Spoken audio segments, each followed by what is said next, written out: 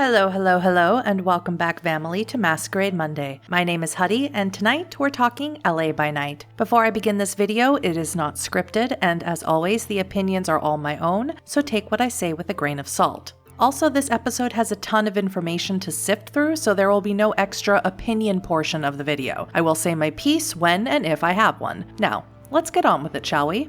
After all that happened in episodes 1 and 2, I was hoping for one of LA by Night's classic sit-down episodes, where the Coterie hashes things out, usually in humorous ways, and gets visited by at least one entertaining storyteller character to provide exposition and explain some key facts that not all of the Coterie may be abreast of. And of course, I was not disappointed as I sipped my extra-large coffee Saturday morning at the ungodly hour of 5 a.m. and was treated to a Valentine's Day-themed opening before the episode began. The scene opens 2 nights later from episode 1 and 1 night later from episode 2, and we get treated to a delightful and helpful rundown of the events that transpired. Jasper and Eva alert Victor and Annabelle to the existence of the gargoyle left by Strauss in the labyrinth, and Jasper requests some firepower from Victor, obviously referring to the Raufoss pistols Victor has had his hands on since season 1.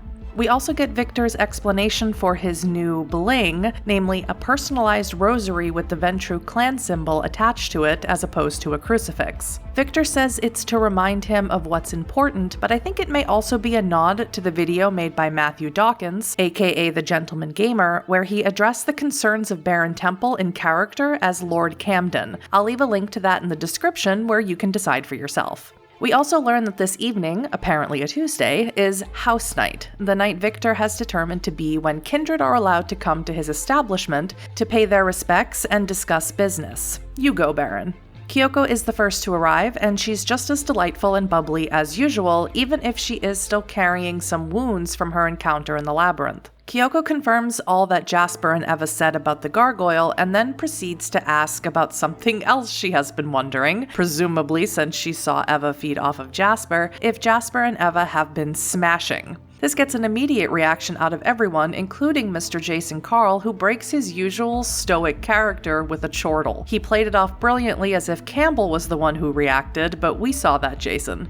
We saw that. Annabelle and Kyoko then divulge their experience at the Deep with Delilah, but purposefully leave out the fact that Carver was there. But that secret won't stay hidden for long. She also tells them Aurora was there, that Aurora told them that the Thin Bloods were dangerous, and that she's still looking for her brother Rodrigo. Annabelle was not there when Eva dispatched Aurora's brother with Zeus's fury in season 3, and although nobody confirms what happened, Annabelle infers that her coterie was responsible for his death. Throughout the episode, the lights flickered off and on. I'm not sure if this was planned or not, but Jason Carl and Victor played it off as some sort of protocol called daylight. Either way, I'm excited to see it in action, but I hope they don't have to use it, whatever it is. Jasper tells the group that he's worried the Tremere now know where his haven is, and Victor offers to let Jasper stay at the club, which would be wise since we know Victor made rooms for all of his buddies when the club was built. Whether he takes him up on the offer, well, we'll have to see. If he does, will Eva stay there with him?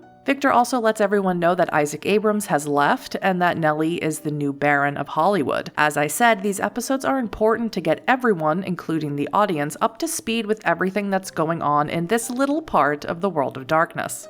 Next, Victor asks Eva if she's okay, to which Jasper quickly replies that she is, to which Eva just as quickly retorts, "I can speak for myself." Trouble in paradise?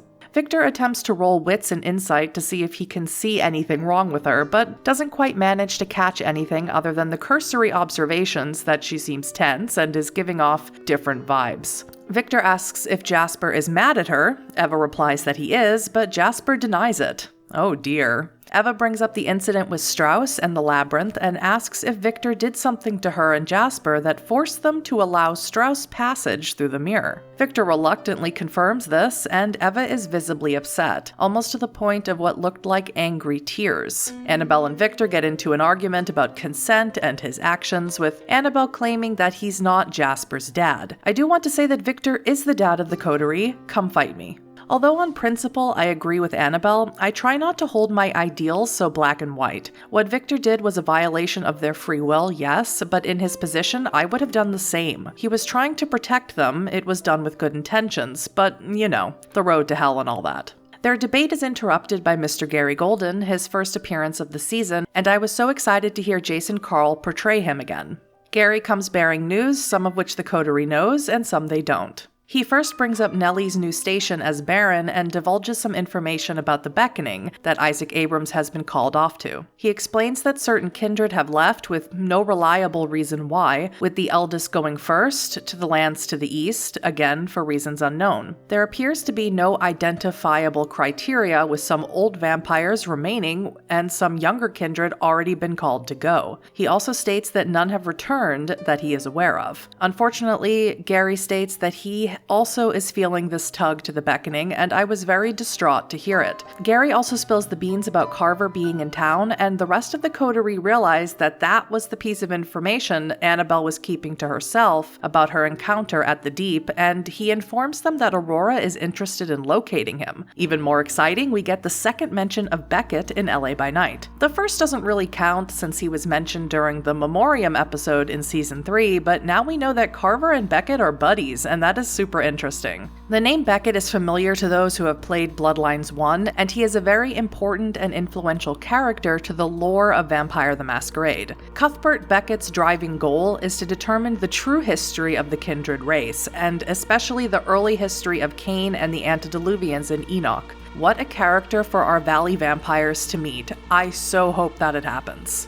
Before Gary leaves, Jasper surprisingly tells Gary about the gargoyle in the labyrinth and the missing Nosferatu on the slab, and asks him to look into who he is and where he might be. Gary agrees to this, confirming that he has his suspicions about who it is, but would rather wait until he had facts. Now, I mentioned this in the video I made about the first 3 seasons of LA by Night, but I believe the Nosferatu Jasper fed on in the labyrinth his first time down there is Zelios, the Nosferatu we meet in the Memoriam episode I previously mentioned. I also have an inkling that he is Jasper's sire, but hopefully Gary will come through with some information soon. After Gary's departure, Campbell informs Baron Temple that Baron Griffith's school Lavender is here, as well as Velvet Velour. Victor wants to see Lavender first and promises Campbell that if they survive the next 6 months, they can have a country music night, his favorite kind apparently. Super cute. Kyoko takes her leave, and Jasper and Annabelle head off to the hidden passages in the club to have a quick catch-up. Annabelle tells Jasper that Mark is still a ghoul and is training with Nines, and that she's still trying to convince Nines to embrace him. Annabelle still hasn't shared this with Victor, who will likely not take that news well.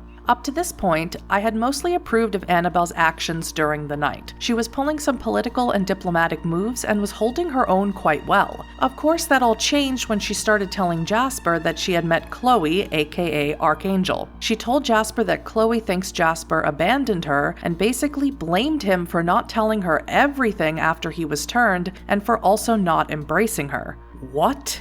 Jasper coolly retorts that not everyone can be like her, that she's the only kindred he knows that tells all their loved ones that they are a vampire. My feelings about being embraced have been made clear in other videos I've made, but I'll restate them briefly now. In reality, I would never want this existence, and if it was forced upon me, I would never want to pass it on to someone else, especially not someone I loved. I don't understand Annabelle's reaction here at all. Jasper states that neither he nor Eva wanted to turn her, and that he had given her ample opportunity to ask questions, but instead she just took off. We as the audience have seen Chloe lusting after vampire blood and basically begging every vampire she meets to be turned. She has no idea what she is asking for and is too stubborn to listen to people who know better. I don't know what's going to happen to Chloe, but her being embraced is only going to be bad for everyone. Annabelle also says she feels like she abandoned someone, and I assume she's talking about her girlfriend Eleanor. We really don't know what happened to her, and I hope we get some answers soon. Annabelle also informs Jasper that she had made a deal with Aurora to deliver Carver to her in exchange for Aurora keeping secrets she apparently knows about Jasper. Jasper says he has no idea what she knows, but I'm wondering if it has to do with Jasper's former feeding preferences, if they are indeed still former, or something to do with Zelios. Jasper also admits to Annabelle that Eva is not doing well and that it is straining their relationship, although he doesn't use that word. I'm still waiting for one of them to use the L word, but I get why they don't. After all, is love possible among the damned? While Jasper and Annabelle were chatting, Victor has a quick chat with Eva and asks what the hell is up with her. Sparks of electric energy begin to play around Eva's body as he talks, and she tells him to never mess with her head again. She also says, "The White Witch of Griffith Park is the one who ran from Strauss. I'm not doing that anymore." In response, Victor reminds Eva which way she should be pointing her lightning. Lavender arrives in her official capacity as Baron Griffith's head of security ahead of Nellie before she arrives. Not too much is discussed, but Lavender does ask if Nellie's coterie is willing to protect her as much as they were before she was Baron. They all seem a bit taken aback by the question, but all of them agree that they still cover each other, and that nothing has changed between them. Victor tells Campbell to get her a rifle before Lavender leaves his office. Eva asks to speak privately to Jasper, while Victor wants to show off his new portrait to Annabelle. Eva apologizes for the tension she's been causing between them, and Jasper reminds her to not be so focused on killing Strauss that she loses herself in the process, because then it won't be worth it, at least not to him. Eva also tells Jasper that he's the only one she truly trusts. Very interesting. When they're finished, they all go look at Victor's apparently very gauche painting. Victor says he wants to commission paintings for all of them, much to the incredulity of Jasper. Victor claims Jasper is beautiful, not the first time he said that, I might add, and when Jasper accuses him of lying, Victor replies, "Don't kink shame me." Excellent. Next on Victor's agenda is Velvet Velour, accompanied by another Toreador we have heard mentioned in seasons 2 and 3, Edison. Now here were some inconsistencies which I will address for accuracy's sake, but they really don't bother me over much. Victor confuses Edison with Rex, the Toreador Amalia wanted Nellie to deliver to her in season 2. Also, Annabelle introduces herself to Velvet and Velvet replies in kind, although they have both met before in season 3 at the opening of Club Maharani.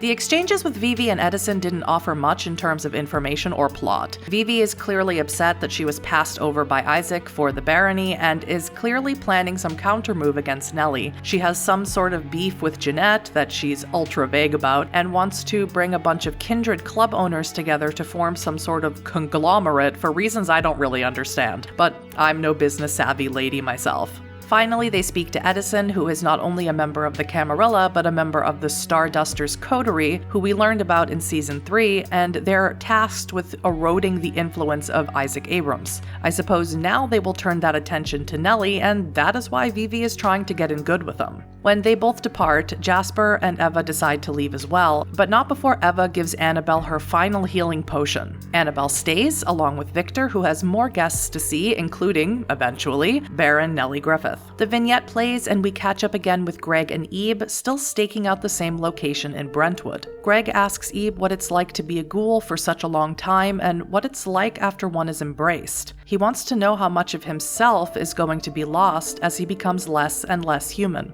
Unfortunately for Greg, Ebe does nothing to assuage his worry, so Greg turns back to their target, who is apparently a blonde man who walks to a crossing, doesn't hit the walk button, doubles back, and repeats this behavior. I can't wait to find out who the sheriff of the Camarilla deems so important as to spy on. If you haven't already, please go follow the World of Darkness Twitch channel and subscribe to them on YouTube. If you can, sub to their channel on Twitch and support their sponsors Backblaze and Level Up Dice. All the links can be found in the description. If you enjoyed this video, consider subscribing to me as well for new content every Masquerade Monday, and let me know your thoughts on Episode 3, Voice of the Dead, in the comments. A special shout out to my first $5 patron, Skeleton King, and as always, I'll see you in the next one. Bye bye!